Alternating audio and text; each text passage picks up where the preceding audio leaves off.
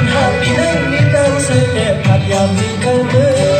เดือนห้าปีนั้นนับมือเดินเหยาเคยเป็นคอนทับสันมาก็สิบปันแหงอยู่ยืนเศร้ายืนตึกกา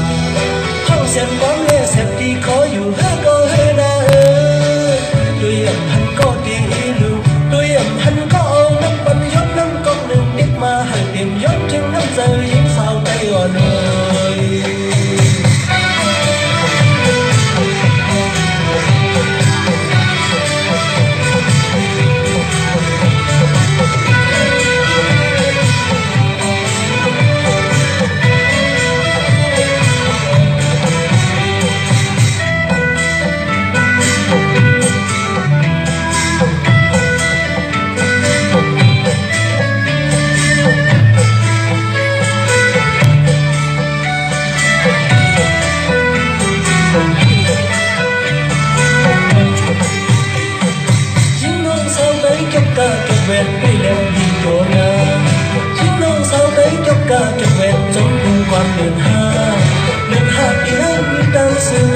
ยามมีใครเมื่อ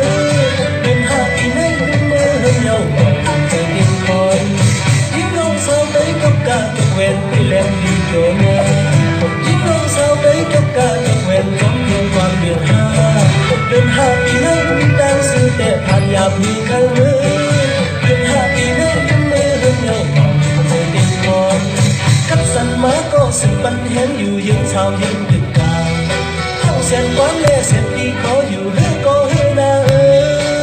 ด้วยอ่ำหันก็ดีลูด้วยอ่ำหันก็น้ำปันยศน้ำก๊อกหนึ่งเด็กมาให้เตรียมยกถึงน้ำเจอยิ่ง